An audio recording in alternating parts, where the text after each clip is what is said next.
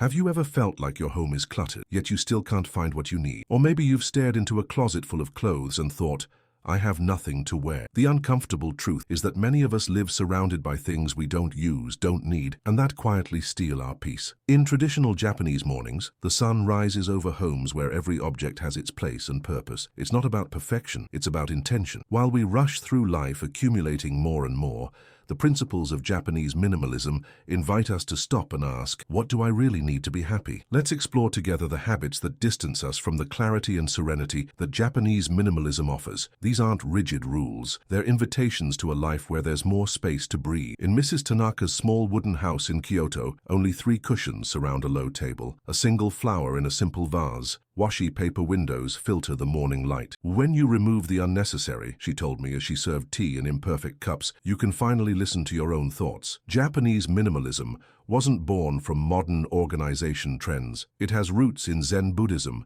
post-war scarcity, and the deep Japanese connection with nature and its seasons. It's not about having less for the sake of having less, it's about making space for what truly matters. When you enter a traditional Japanese home, the first thing you notice is the space. Not the emptiness, but the intentional space. The Japanese call this ma, the meaningful interval between things. This space isn't absence, but conscious presence. Mental clutter is perhaps the first toxic habit we need to recognize. Does your mind today look like a room where the drawers no longer close? Constant notifications, endless social media feeds, dozens of open tabs in your browser. In Japanese schools, children start the day with a few minutes of silence. It's not formal meditation, just a moment to calm the mind before filling it again. You can start each morning like this, setting aside 3 minutes before picking up your phone, just breathing and feeling the air going in and out of your lung. A woman from Osaka told me that every Sunday night she turns off all electronic devices for an hour. At first it was scary, she said. Then it became the most precious moment of my week. This simple ritual created a space in her mind that overflowed into her physical environment. The accumulation of objects happens so gradually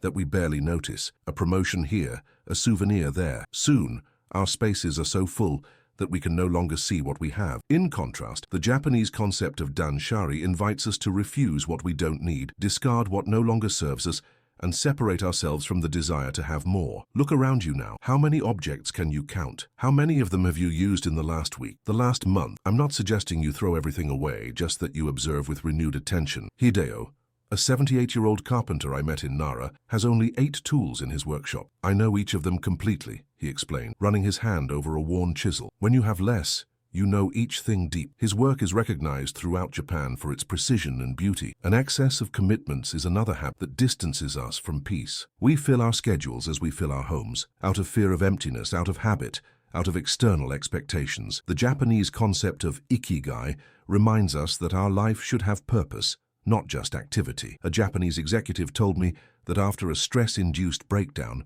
her doctor prescribed blocks of nothing in her schedule. 2 hours a day with no commitments, no goals, no screens. It was in these empty spaces that I rediscovered who I was beyond my work, she shared. You can start small. Before adding something new to your schedule, ask, does this bring me closer to what really matters, or does it just fill my time? Practice the gentle no. A response like, I appreciate the invitation, but I need to preserve this time, is enough. Our digital devices promised freedom, but created new forms of imprisonment. We check notifications upon waking, during meals, in meetings. Fragmented attention leaves us always half present, never fully here, never fully at peace. A teacher from Fukuoka keeps what she calls a disconnection box in her entryway. Everyone in the family deposits their devices there upon arriving home. At first it was difficult, she admitted. Now we feel relief when we put them there. This simple ritual transformed their evenings, from endless scrolling to real conversations, board games, and moments of shared silence. You can create your own digital detox rituals. Disable non-essential notifications. Establish tech-free zones in your home. Practice small digital fasts,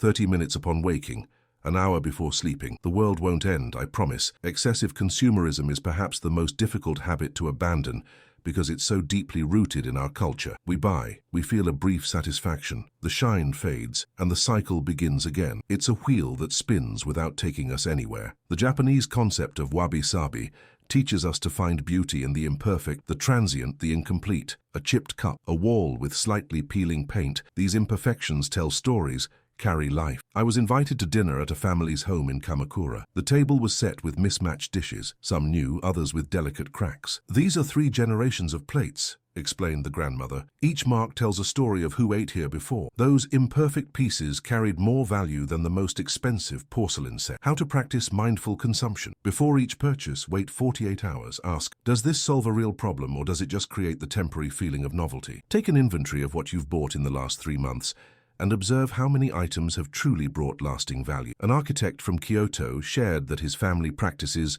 mottainai, an expression of sadness over waste. Before discarding anything, they ask, can we fix it, reuse it, donate it? This simple ritual has reduced their consumption by more than 60%. Just as we accumulate objects, we often maintain relationships out of habit or fear of loneliness. The Japanese concept of en refers to the connections between people, not just formal ties, but the energetic quality of those connections. A therapist from Tokyo told me that she always advises her patients to visualize relationships as plants. Some need constant sun, others need occasional attention, and some, no matter how hard we try, will not flourish in our particular garden. Take an honest inventory of your relationships. Which ones bring positive energy, and which ones leave you exhausted? Set clear boundaries with people who constantly cross your emotional boundaries. Practice kokoro no seiri, cleaning of the heart, releasing hurts and expectations that weigh on your relationships. The pursuit of perfection is a powerful mental trap. We become so worried about doing something perfectly that we often do nothing at all. Kaizen, the Japanese principle of continuous improvement, offers an alternative. Small, consistent steps are more powerful than occasional big leaps. A ceramic artist showed me her Kaizen diary. For each project,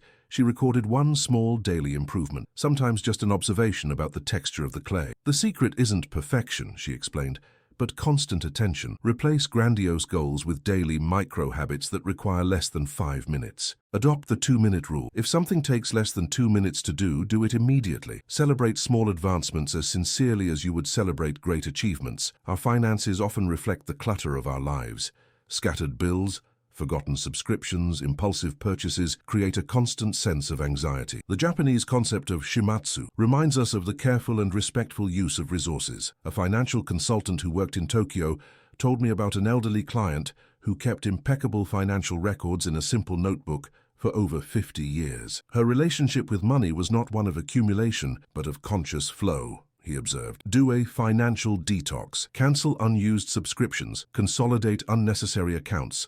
Simplify your system. Try the Kakebo method, a Japanese budgeting system that divides expenses into 4 categories: needs, wants, culture, and unexpected. Create a monthly ritual to review your finances calmly, instead of reacting with anxiety when the bills arrive. Perhaps no resource is as poorly managed as our time. We waste hours on activities that bring neither pleasure nor purpose, and then we complain that we don't have time for what really matters. The concept of ichigo ichi, once a meeting, reminds us that each moment is unique and will never be repeated exactly the same way. When we live with this awareness, our choices about how to use time become more deliberate. A Zen monk I met in Kamakura said, "In the West, you try to manage time as if it were a resource to be exploited. In Zen, we learn to harmonize with time. The difference is subtle, but it transforms everything." At the beginning of each week, identify 3 true priorities, not tasks but areas that deserve your best energy. Eliminate muda, activities that consume time without generating value or joy. Practice monotasking. Dedicate your complete attention to one thing at a time, instead of fragmenting your focus. Much of our life happens on autopilot. We wake up, follow established routines without questioning them, and wonder why the days seem so similar. The Japanese tradition of kata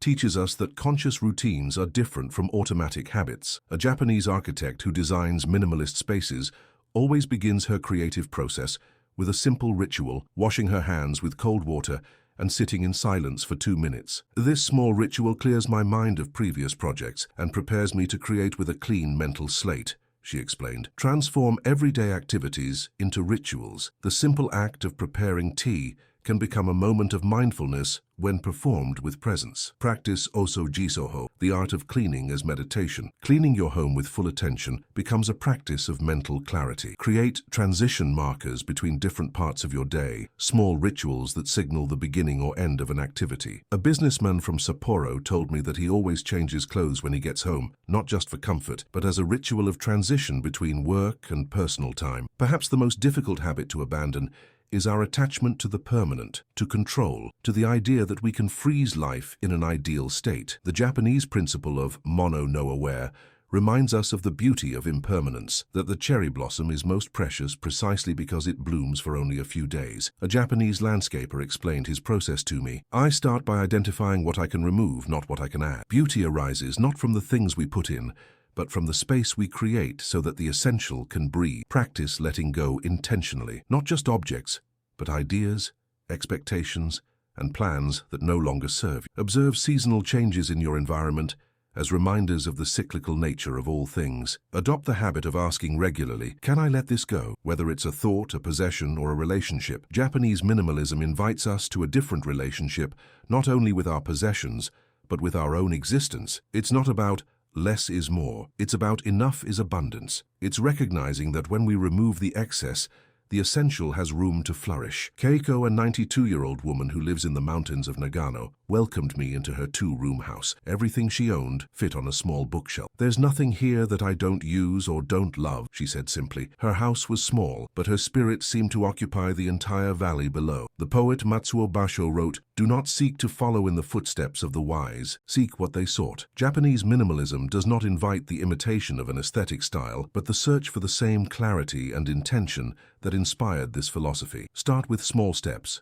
Maybe eliminate notifications from your phone, or dedicate 5 minutes to sitting in silence before starting the day, or simply organize a drawer with full attention. The journey of 1,000 miles begins with a single step and continues with the next and the next. When you start practicing Japanese minimalism, something curious happens. It's not that you have less, it's that you start to realize how much you already have. Gratitude arises naturally when we stop looking for the next thing to complete us. A woman from Hiroshima told me that after the bombing, her grandmother lost everything except a teacup.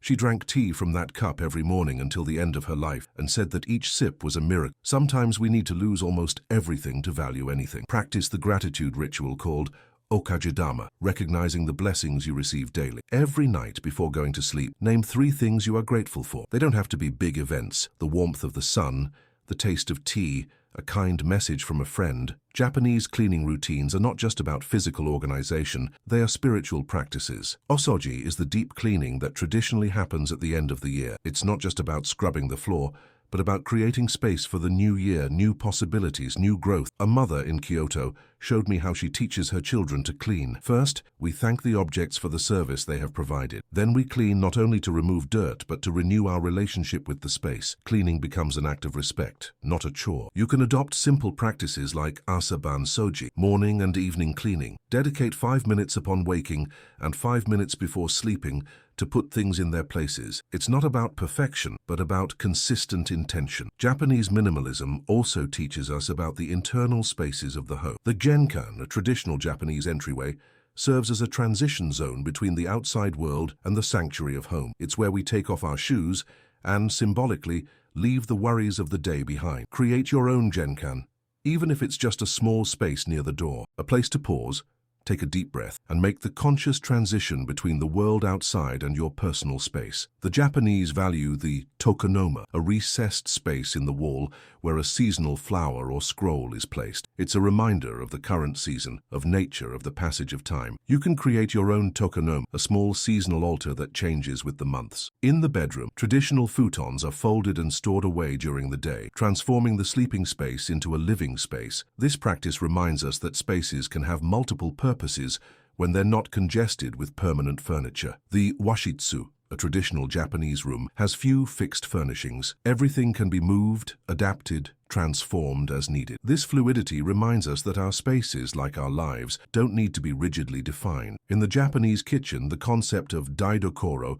teaches us that every utensil should have its specific place, and everything should be within easy reach during preparation. Efficiency comes not from an abundance of gadgets, but from intentional organization. A chef from Osaka showed me her compact kitchen. Every movement is considered, she explained as she prepared an elaborate kaiseki with apparent ease. When you know exactly where everything is, cooking becomes a dance, not a frustrated search. The traditional Japanese bathroom with its ofuros and soaking tub reminds us that even functional spaces can be places of ritual and renewal. Bathing is not just for cleansing the body, but for cleansing the mind. An architect from Tokyo designed a minimalist bathroom with a single plant and a small window that framed a view of the sky. I wanted to create a space where you could reconnect with the essential elements, water, air, earth, inner fire, while performing an everyday activity, he explained. You can transform your bathroom into a space of renewal with simple gestures, a plant that purifies the air, carefully folded towels, essential products organized with intention. Remove unnecessary packaging, transferring products to simple containers. The Japanese dining table, low and surrounded by cushions on the floor, reminds us to connect with the earth while we eat. Mealtime is sacred, a pause in the day to nourish not only the body but the spirit. A family in Nara makes a small bow before each meal,